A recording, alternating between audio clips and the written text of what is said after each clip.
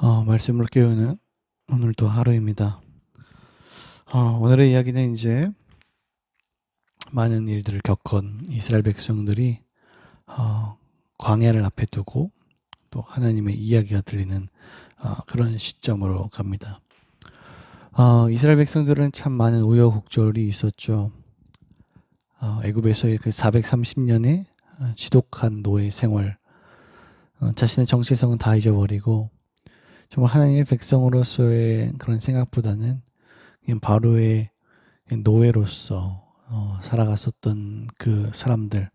그래서 결국은 그 사람들의 그 신음소리가 하나님께 닿아서 그들을 이끄시고 또한 구원해내는 놀라운 계획들. 그 10가지의 재앙을 통해서 누가 신인지에 대해서, 누가 참 하나님인지에 대해서 이야기하시고, 그리고 빈털터리로 그곳에 들어갔지만 이제는 그 애굽에 있는 것들을 가지고 나오면서 채우신 하나님까지 참 경험했던 그 이스라엘 백성들입니다.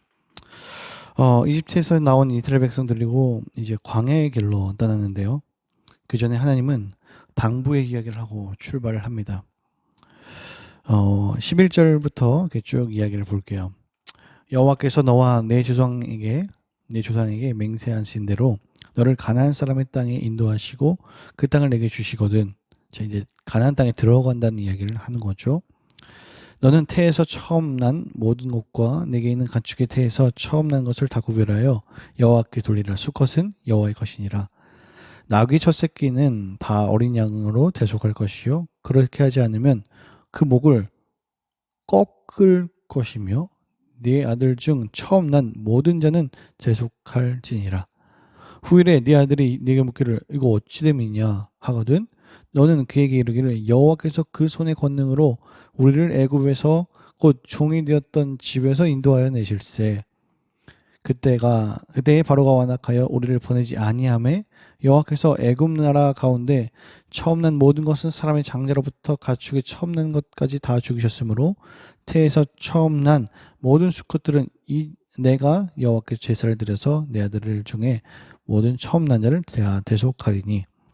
자, 이 얘기를 합니다.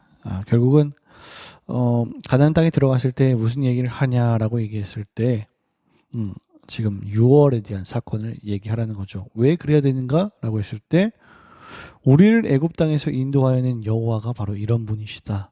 우리를 대속하셨다. 처음이라는 것은 대표라고 했습니다. 우리가 다 죽어 마땅하고 우리가 다 종노릇해야 됐는데 종으로서 살아가야 되는데 하나님이 우리를 그냥 내버려 두지 않으시고 우리를 구원하셨다. 우리를 이끄셨다. 그래서 지금 이 행동을 하는 것은 다 죽어야 하지만 하나님이 살리셨고 생명의 주인은 바로 하나님께 있다. 하나님이다. 생명의 주인은 바로가 아니라 하나님을 인정하는 행위다라고 말하는 거죠. 우리도 마찬가지입니다. 우리의 모든 것이 하나님의 것이고 생명을 주신 분이 하나님이시기에 우리는 정말로 하나님의 사랑을 알았기 때문에 모든 것을 베풀고 나눌 수 있는 거죠. 이 얘기를 한 다음에 이제는 광야의 길로 출발을 합니다. 원래는 이제 블레셋 사람의 길로 가면은 훨씬 가깝습니다. 일주일이면 도착할 수 있지만요. 당연히 이 노래로 나온 그 포로로 있었던 백성들이 나와서 전쟁을 두려워하겠죠. 그렇게 뻔하기 때문에 홍해 광야 길로 인도하십니다. 그것으로 끝나지 않고요. 21절과 22절에 보면은 이렇게 얘기합니다. 여호와께서 그들 앞에서 가시며 낮에는 구름 기둥으로 그들의 길을 인도하시고 밤에는 불 기둥으로 그들에게 비추사 낮이나 밤이나 진행하게 하시니 낮에는 구름 기둥 밤에는 불 기둥이 백성 앞에서 떠나지 아니하니라. 그들 앞에 가시고 구름 기둥과 불 기둥으로 그들을 비추시고 인도하시고요. 떠나지 않는 임마누엘의 하나님이라는 거죠. 하나님께서 생명의 주인인 그 주님 앞에 맡기는 백성들을 냅두지 않으십니다. 그냥 그 땅에서만 인도해 놓고 방치하지 않으십니다. 그들을 끝까지 책임지시고요. 그들 앞에서 인도하시는 분임을 상기시키는 겁니다. 우리의 인생이 누구의 것인가 라고 얘기했을 때 생명을 주신 생명의 근원 되신 주님의 것이다 라는 사실을 계속적으로 말하는 거죠. 그랬을 때에 정말로 먼저 떠나지 않고 우리를 이끄시는, 우리와 함께 하시는, 우리를 이끄시는 그 주님을 만나게 되는 겁니다. 참 이것이 중요한 것 같습니다.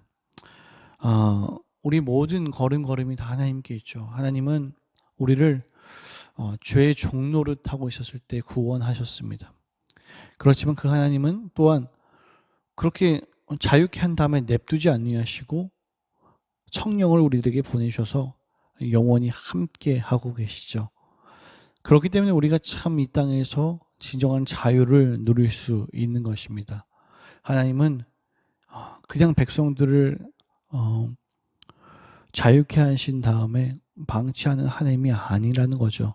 우리와 끝까지 함께 하시고 우리의 걸음걸음을 인도하시고 우리의 상황과 모든 것들을 정말 주님 안에서 거룩하게 또 주님 안에서 거할 수 있게끔 인도하신 분이 하나님이라는 사실을 우리가 기억해야 합니다.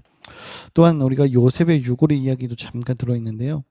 창세기 50장에 이런 얘기가 적혀 있습니다. 50장 25에서 26절입니다. 요셉이 또 이스라엘 자손에게 맹세시켜 이르기를 하나님이 반드시 당신들을 돌보시리니 당신은 여기서 내 해골을 메고 올라가겠다 하라 하였더라. 요셉이 110세의 죽음에 그들이 그의 몸을 향지류에 넣고 애굽에서 입관하였더라. 자, 이렇게 애굽에서 입관하였던 요셉의 이야기가 이렇게 적혀져 있습니다. 그리고 반드시 이스라엘 자손이 자신의 그 해골을 메고 올라가라라고 얘기하는 거죠. 오늘 본문 이 18절하고 19절을 보면 이렇게 말합니다. 그러므로 하나님이 홍해의 광야 길로 돌려 백성들을 인도하심에 이스라엘 자손이 애굽 땅에서 대열을 지어 나올 때에 모세가 요셉의 유골을 가졌으니 이는 요셉이 이스라엘 자손으로 단단히 맹세하여 이르기를 하나님이 반드시 너희를 찾아오시리니 너희는 내 유골을 여기서 가지고 나가라 하였음이더라. 350년의 긴 세월이 지나고 나서 성취하시는 그 하나님을 발견하게 됩니다.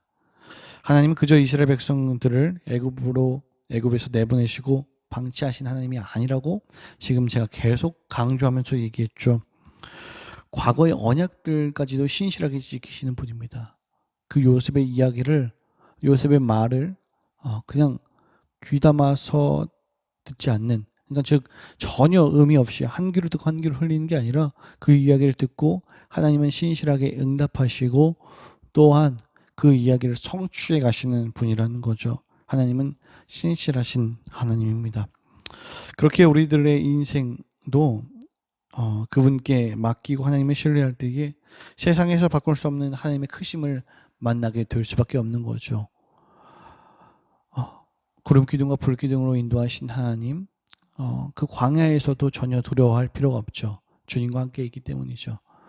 여러분들이 오늘 만나게 될 하루의 인생이 우리들이 어떠할지 알 수 없겠지만은 확실한 것은 우리를 자유케 하신 그분은 그저 막연하게 우리를 내버려 두신 분이 아니시고 우리를 끝까지 함께 하시는 분이라는 사실을 기억하시기 바랍니다. 그분은 우리를 구름 기둥과 불 기둥으로 인도하시고 또한 과거의 이야기까지 신실하게 지키시는 언약의 하나님을 인지할 때에 비록 오늘 우리들의 삶이 지치고 힘들지라도 하나님께서 우리들의 산소망 되시기 때문에 오늘 이 한 걸음도 주님 안에서 믿음으로써 내디딜 수 있는 귀한 믿음의 백성들이 되길 축복합니다. 기도하겠습니다.